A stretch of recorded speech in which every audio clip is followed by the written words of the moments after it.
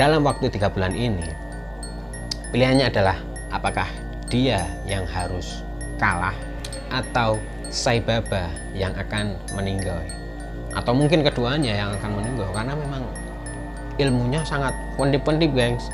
Pertarungan ini, kalau dia yang mati atau saya yang mati.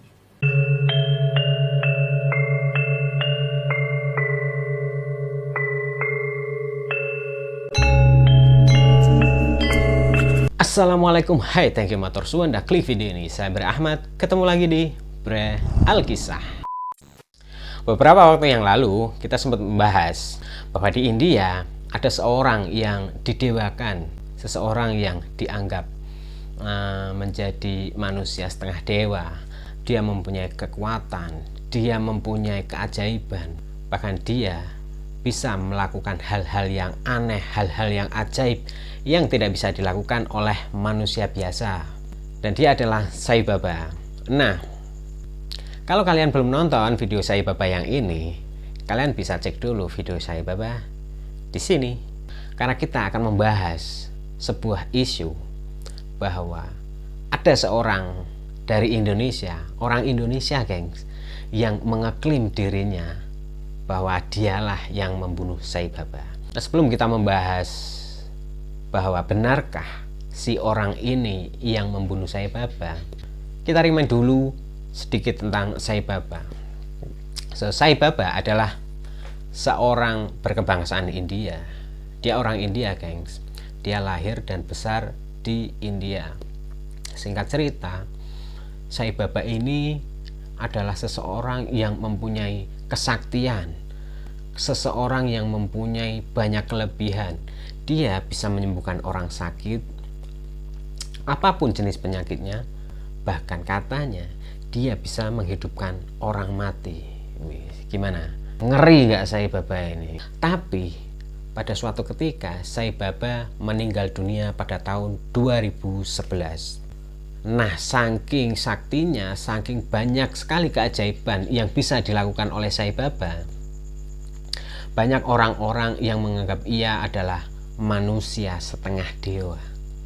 Bahkan tidak jarang, bahkan banyak sekali orang-orang yang mengikutinya, gengs, menjadi muridnya, menjadi yang menganggap Sai Baba sosok yang suci, yang patut untuk dipuji dan mungkin sampai disembah. Tapi ternyata pada tahun 2011 Sai Baba jatuh sakit hingga akhirnya meninggal dunia. Nah, semeninggalnya Sai Baba ini, ada seseorang dari Indonesia, orang Indonesia, gengs, yang mengaku bahwa dialah yang membunuh Sai Baba. Dia adalah Dautoni, seorang pendeta, seorang mantan dukun. Dan gimana kisah selanjutnya? So, nggak usah banyak ribet, let's go satset.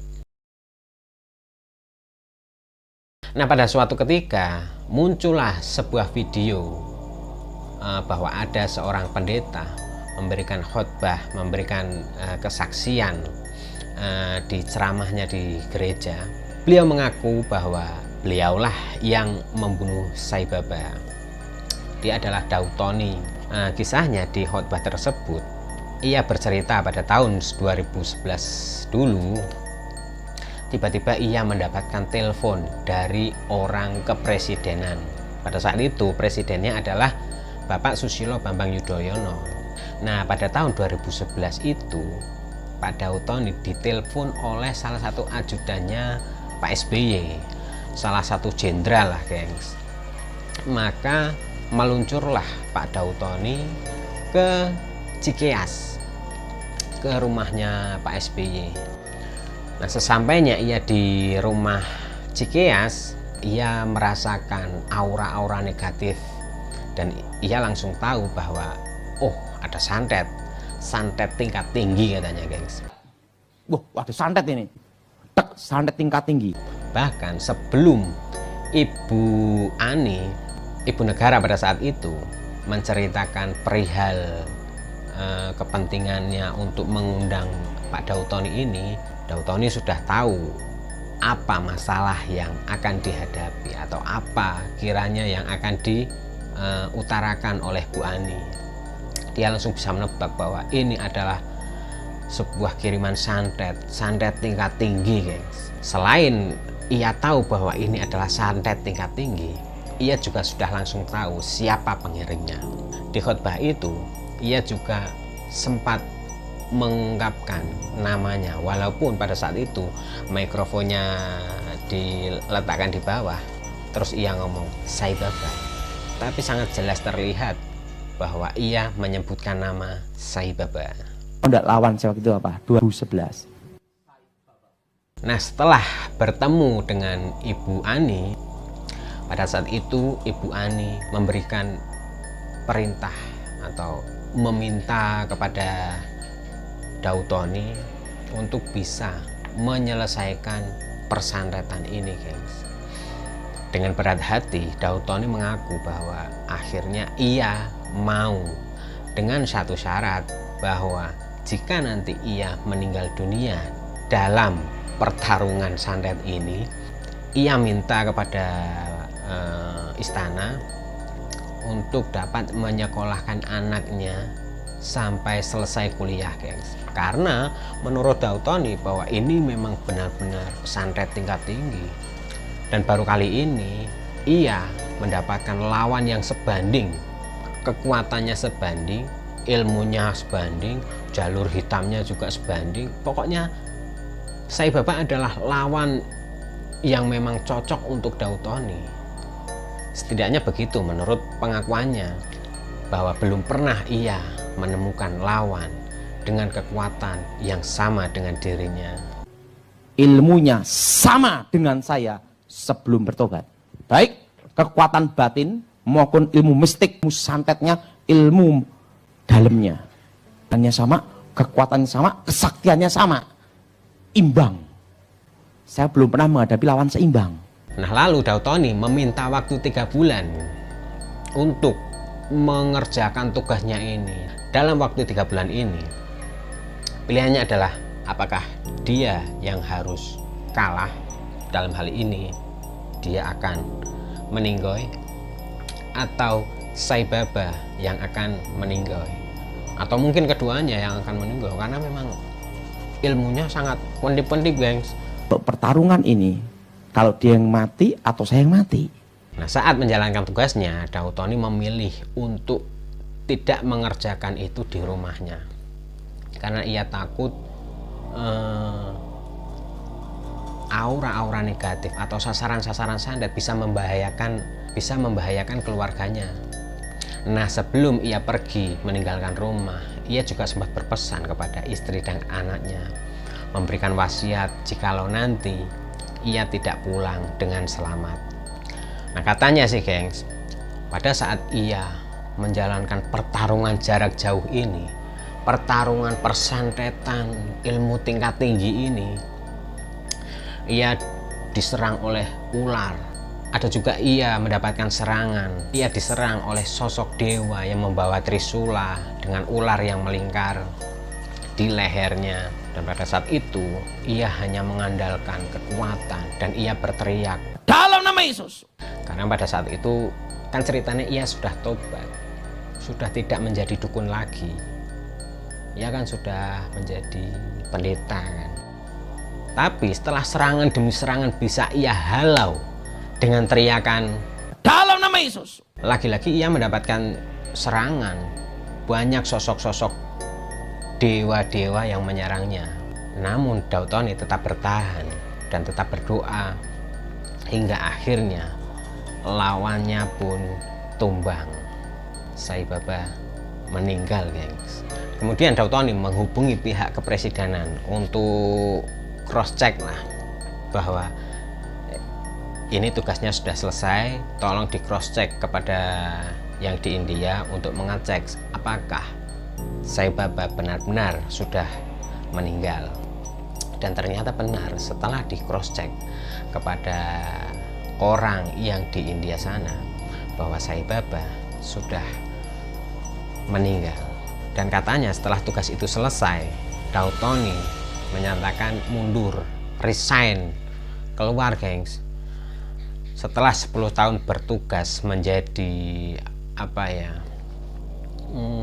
keamanan lah dalam tanda kutip di era kepresidenan Pak SBY, akhirnya ia mengundurkan diri. Ia takut kalau nanti ada musuh yang sama hebatnya lagi dengannya, atau malah lebih hebat lagi. Ia takut, ia merasa bahwa sudahlah, cukup tugasnya sampai di sini.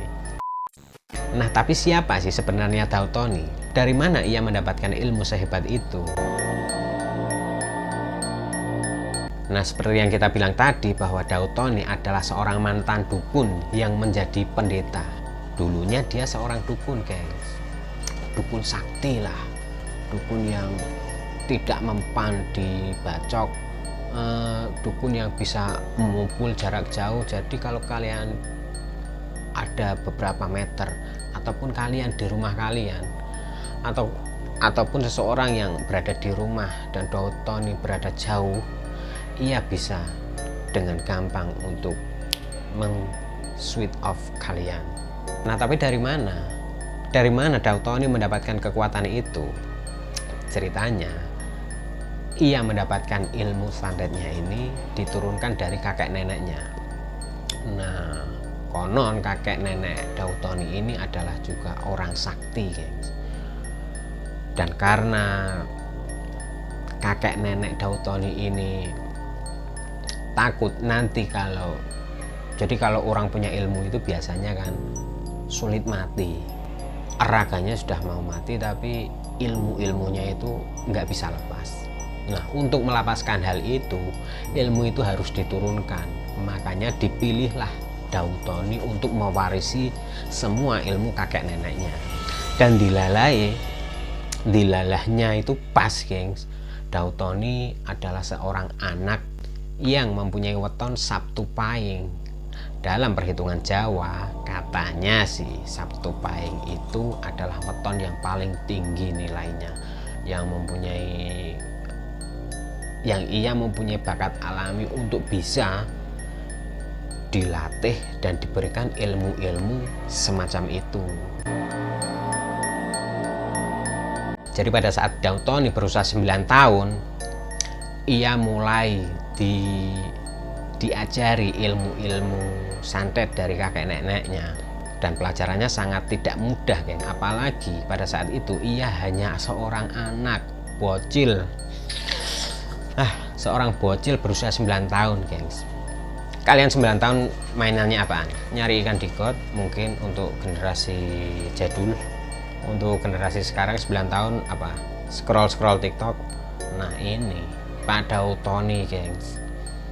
9 tahun ia sudah mempelajari ilmu santet. Dan ia harus puasa mutih 7 hari. Anak 9 tahun puasa mutih, ya Allah.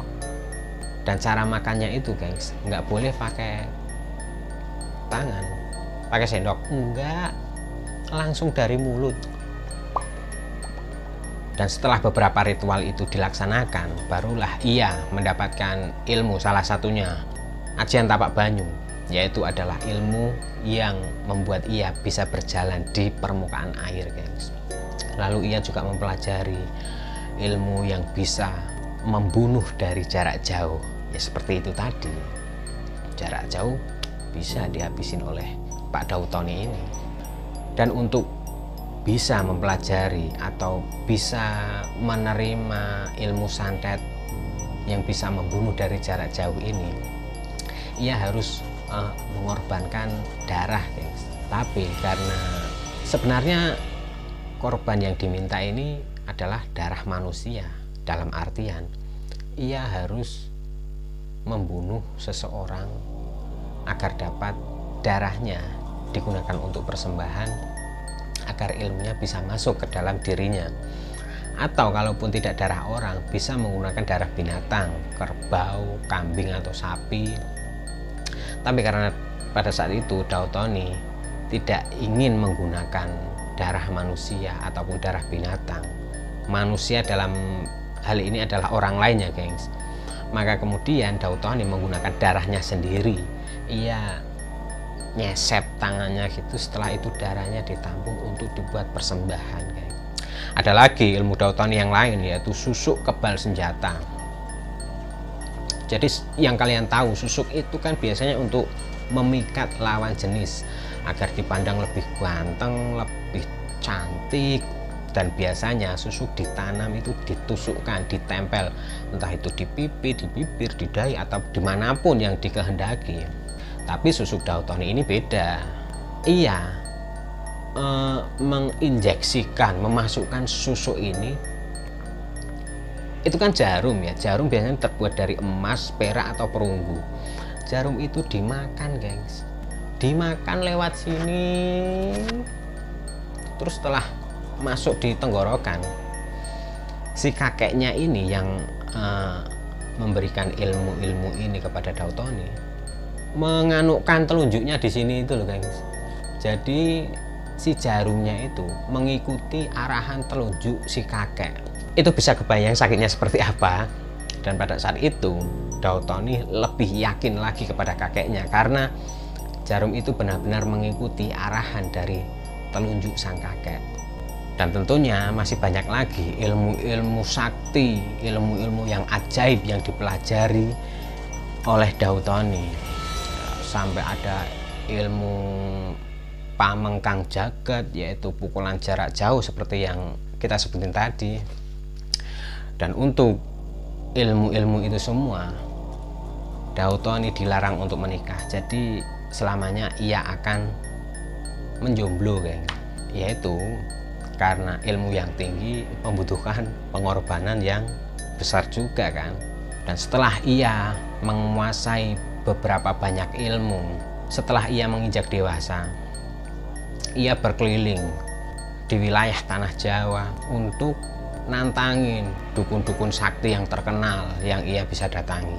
Ia mendatangi satu persatu setiap dukun-dukun yang katanya sakti, dan semuanya kalah, geng, sama Dautoni. Wah, ini mantap. Semua dukun-dukun sakti kalah.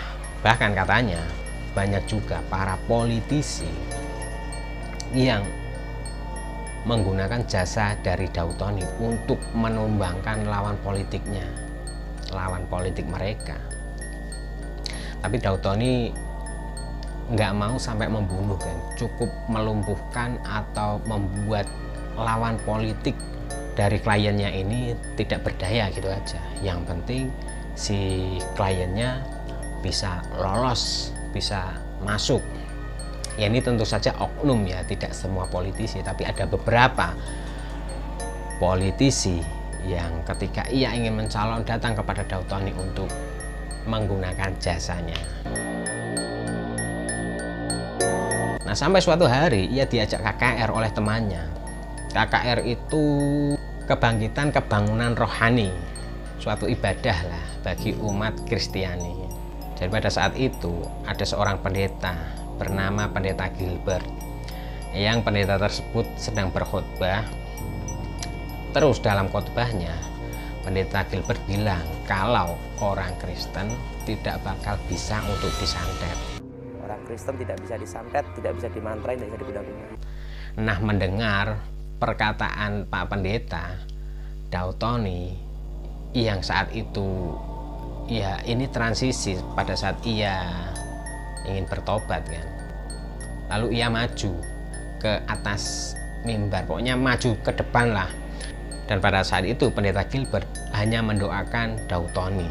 Karena sebelumnya Pendeta Gilbert bilang bagi siapa-siapa saja yang membawa jimat atau apapun, silahkan maju ke depan. Nah, majulah si Dautoni dengan menurut dia, wah nantangin, pasti ngajak duel. Tapi ternyata sesampai di depan dan ketemu Pak Pendeta, Dautoni hanya didoakan, gengs. Dan setelah itu terciptalah sebuah kesepakatan bahwa besoknya mereka akan bertemu lagi. Singkat cerita, besoknya Dautoni menemui Pendeta Gilbert. Ia begitu sangat ingin mengalahkan, mematahkan argumen perkataan Pendeta Gilbert yang mana ia mengatakan bahwa orang Kristen tidak mempan disantet. Semalaman Dautoni tidak bisa tidur, dan besoknya Dautani pergi ke tempat pendeta Gilbert. Ia sudah menyiapkan amunisi untuk menyerang pendeta Gilbert. Tapi seperti yang pendeta Gilbert katakan bahwa orang Kristen tidak mempan disantet, yaitu semua ilmu kekuatan Dautoni dikerahkan untuk menyakiti atau untuk menumbangkan pendeta Gilbert, tapi ternyata tidak ada yang mempan. Pendeta Gilbert hanya berlindung dan berkata, tapi lagi-lagi Dautoni ingin menyerang dengan nafsunya, dengan amarahnya, dengan ilmu-ilmu santetnya, dan lagi-lagi ilmunya mental, gengs.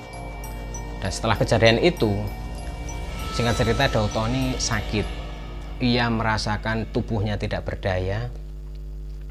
Lalu pada suatu ketika ia bermimpi, ia berada di suatu tempat yang gelap, dan ia sangat takut dan ia sangat merasa tidak berdaya. Lalu tiba-tiba ia melihat cahaya, ia melihat sesosok yang ia sebut bahwa ia melihat Yesus Kristus. Dan akhirnya setelah itu ia mendatangi pendeta Gilbert untuk dibimbing. Ia ingin bertobat, hingga akhirnya ia sekarang sudah bertobat dan menjadi seorang pendeta. Nah, sebenarnya gengs, dalam kisah ini banyak sekali terjadi pro dan kontra. Ada orang-orang yang percaya dengan kesaksian Dautoni, tapi banyak juga yang menyaksikan kesaksian Dautoni ini. Bagi mereka yang percaya, ya mereka percaya bahwa Dautoni bisa melakukan itu semua dengan kesaktiannya, dengan ilmu santet yang dimilikinya, hingga akhirnya ia memberikan kesaksian pertobatan hingga ia menjadi seorang pendeta. Tapi bagi beberapa orang, kesaksian atau cerita-cerita Dautoni ini banyak sekali ditemukan kejanggalan. Kejanggalannya apa? Nah, itulah geng kisah kita kali ini. Terima kasih untuk kalian yang sudah nonton dari awal sampai akhir.